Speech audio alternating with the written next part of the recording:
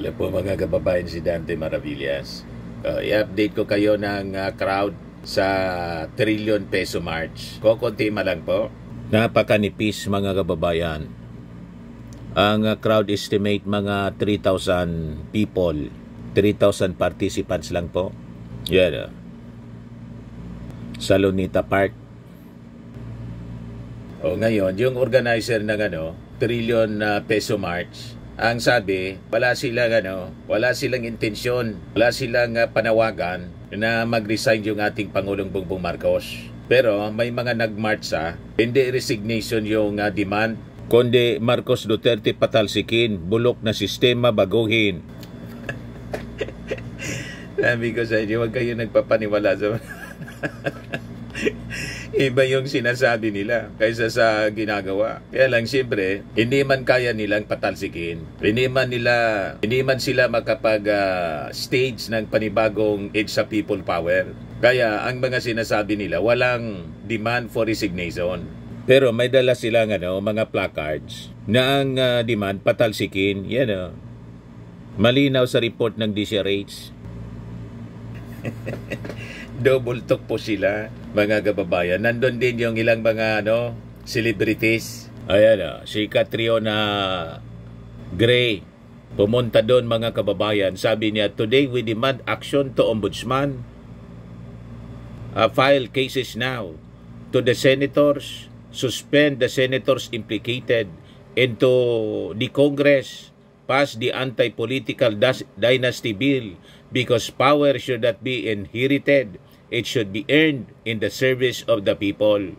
Ayan nagsisigaw-sigaw mga kababayan si Catriona Gray. Today we stand here as Filipinos who are tired.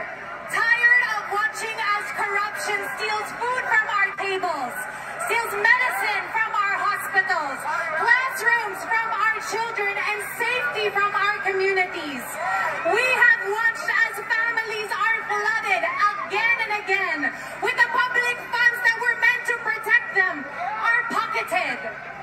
Billions of pesos disappear without accountability, without justice, without answers. But what scares me the most is this. Many are starting to forget why we are angry.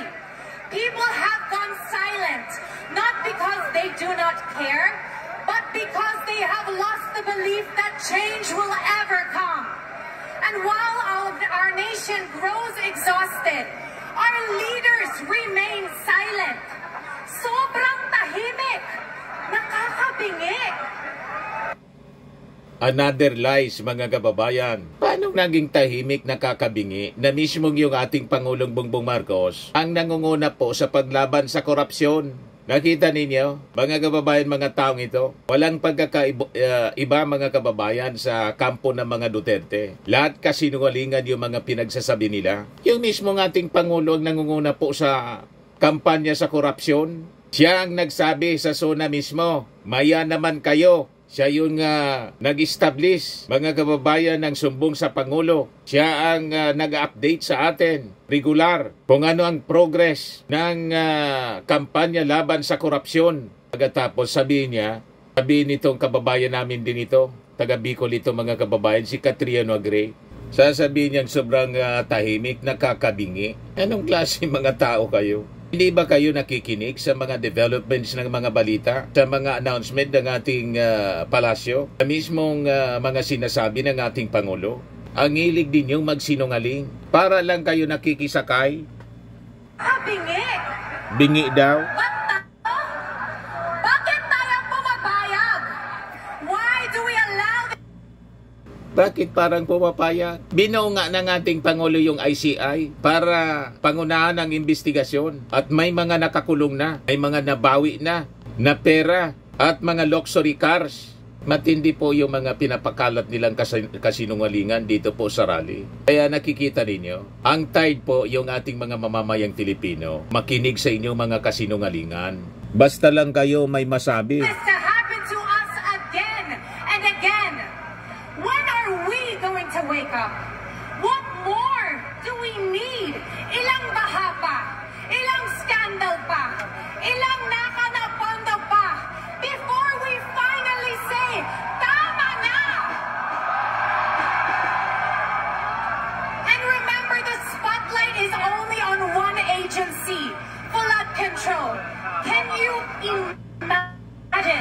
If Sinungaling this ito, scale mga was to kababayan. add education, agriculture, Sinungaling. healthcare, ports, airports, taxes and procurement.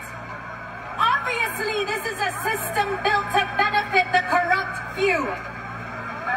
And every time we stay quiet, corruption wins. And when corruption wins, yung mga nakaupo lang ang nananalo.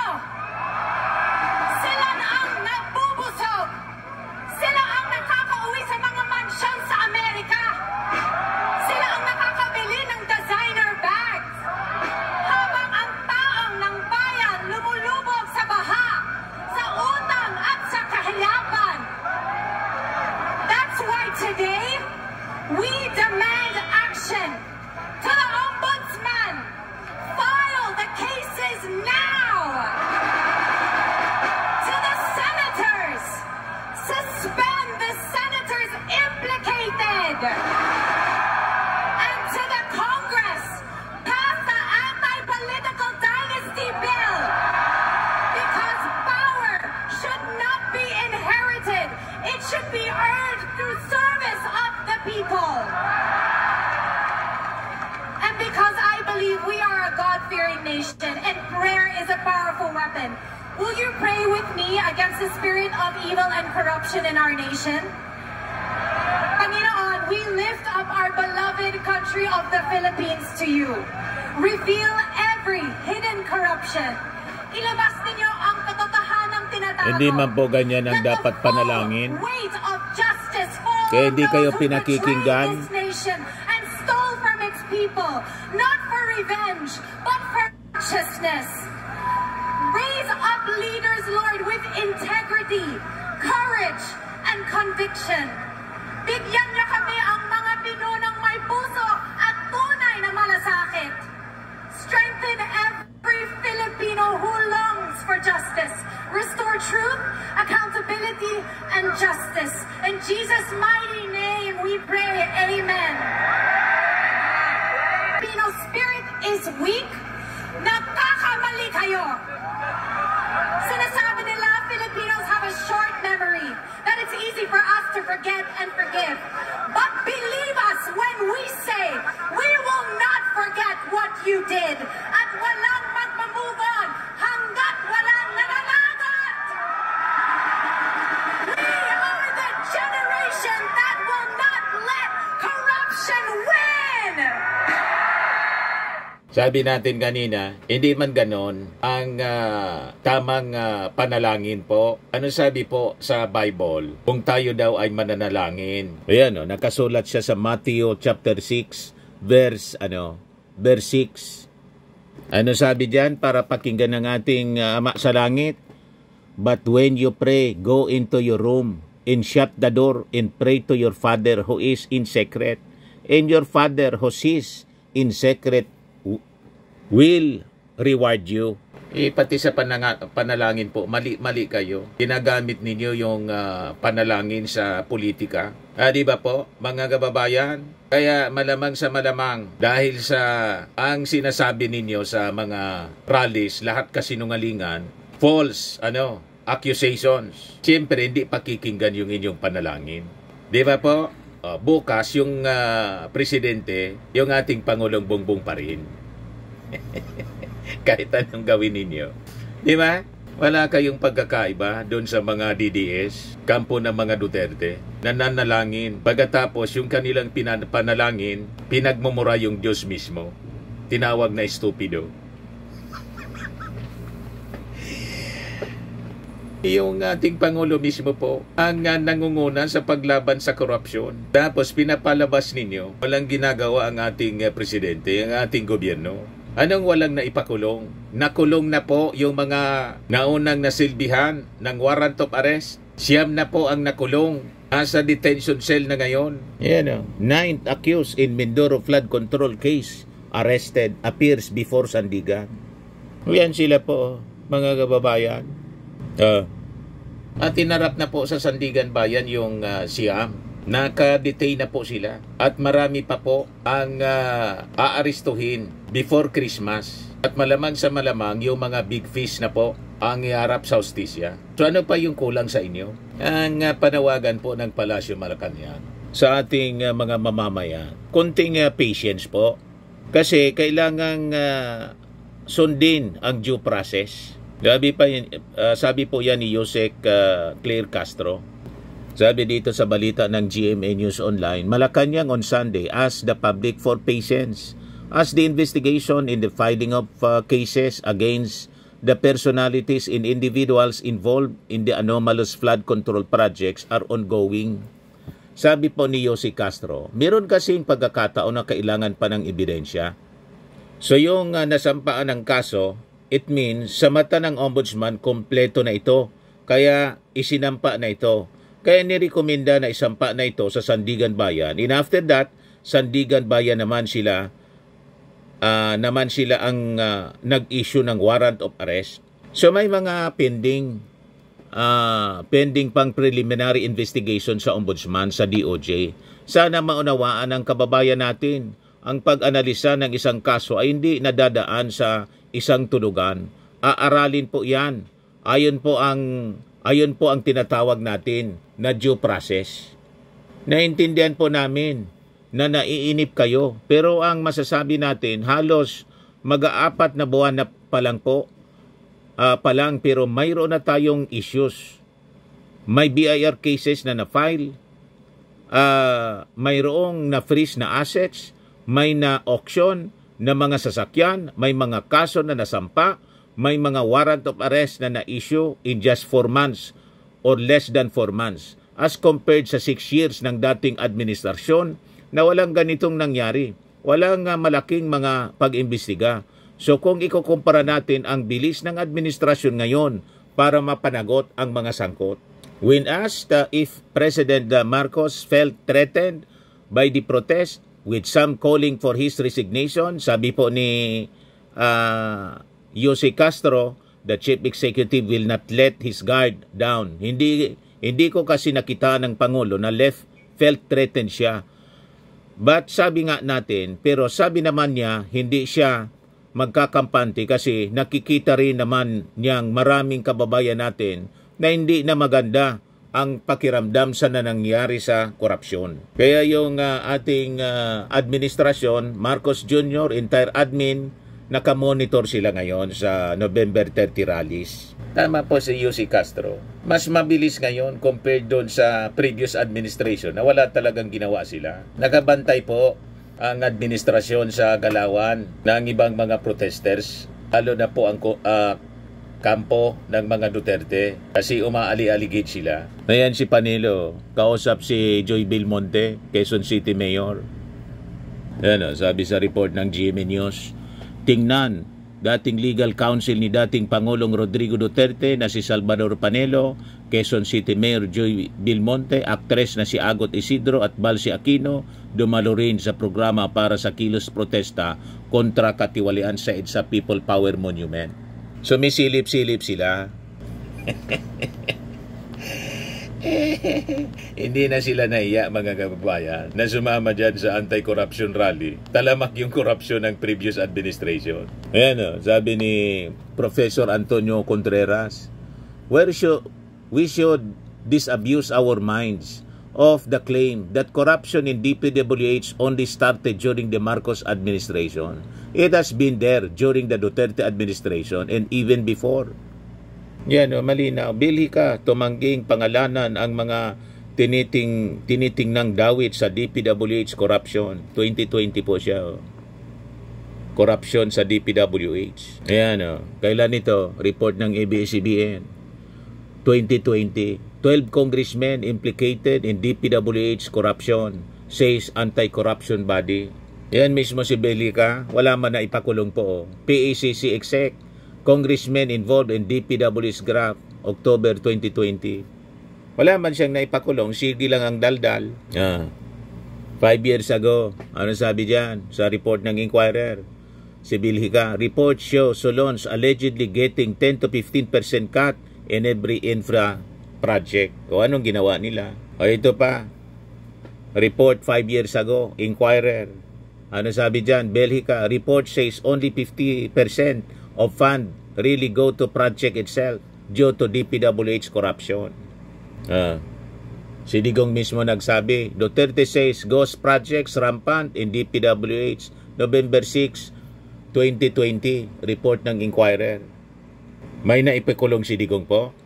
Ang pinakulong po si Dilima, pero napawalang sala sa isyu ng droga. Gawa-gawa lang pala mga kababayan yung kaso. You see? Tapos may lakas ng loob si Kabayang Panelo na pumunta sa protest rally, anti-corruption protest rally. Nasa posisyon kayo, panahon ni Digong. Wala mang ginawa si Digong. Wala mang naipakulong na mga kurakot. Dumami pa nga yung kurakot. Yung flood control, ghost flood control, inamin niya. Ang dami na mga ghost flood control projects. Gusto ninyong mapakinggan? Ito, report ng One News. Ang DPWH, ang pinaka-racket dyan is yung ghost project. So walang delivery ghost project. Marami yan. Inamin niya mismo. Karamihan Wala man yan, siyang ginawa. It's the regional director. Ipapalabas nila na may project ito but wala. So the best way is to conduct an audit. Doon mismo sa lugar niya, sa Davao, 51 billion yung pork barrel fund ni Pulong. O ano ngayon? Kumusta yung flooding sa Davao? Kaya iniimbestiga ng Congress ngayon. Pinapa-imbestiga. I really intend to clean government. At least kung hindi ko kaya, maminus-minusan. Wala man siyang ginawa po. Hindi nabawasan yung korupsyon. Tumiba pa yung mga kontraktor. Si Diskaya.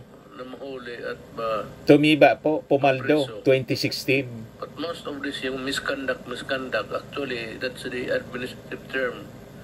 Pero kung sa, tignan mo yan, ang crime nila in the penal side, mga falsification yan, malversation. You see? Kaya wala silang karapatan mag-criticize sa Marcos administration, sa ating Pangulong Bongbong, na mismong ating Pangulong Bongbong ang nangunguna sa pagpapaimbestiga, pagpapanagot dito sa mga sangkot sa korupsyon, sa flood control anomalies. Huwag kami mga dilawan at mga DDS, mga hipokrito kayo. Ito, nagsisigaw mga kababayan yung mga rallyista. Gustong lumusob papuntang Minjula.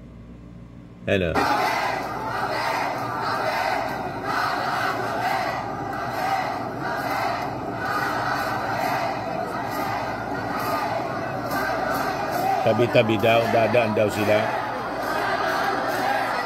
Mga militant.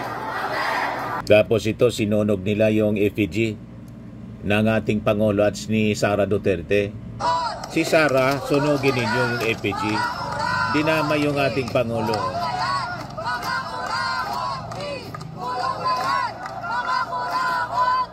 So ang ating administration, Marcos administration, hindi nila pwedeng sindakin kasi suportado ng ating armed forces, ng PNP, suportado ng ating mga mamamayang Pilipino. Ito nga po, yung Manifesto of Unwavering Support and Solidarity, Association of General and Flag Officers Incorporated. We, the members of the Association of General and Flag Officers, comprising of retired leaders and active general and flag officers of the Armed Forces of the Philippines, Philippine National Police, Philippine Coast Guard, Bureau of Jail Management and Penology, and Bureau of Fire Protection, who have dedicated the prime of our lives to the service of the nation.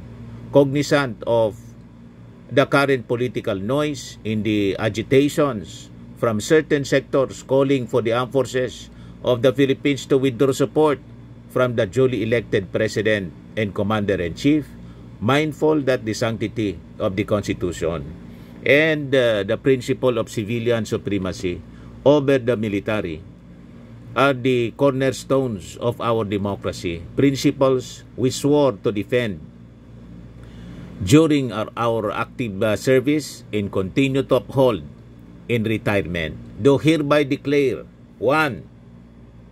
rejection of destabilization. We strongly condemn and reject any call for the armed forces to engage in unconstitutional acts or military adventurism.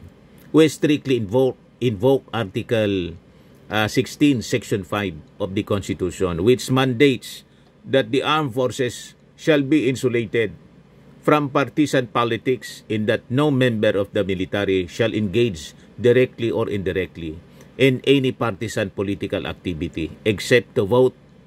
2. Our full confidence in the armed forces leadership. We express our absolute vote of confidence in the armed forces leadership. We commend their steadfast refusal to be swayed by partisan interests and their firm resolve to keep the armed forces united, professional, and loyal to the Constitution. Done this 28th day of November 2025 at the Agfo Center, Camp Aguinaldo, Quezon City, during the celebration of our 60th founding anniversary. Malinaw po ang suporta ng Armed Forces of the Philippines sa ating Commander-in-Chief, ang ating Pangulong Bongbong Marcos.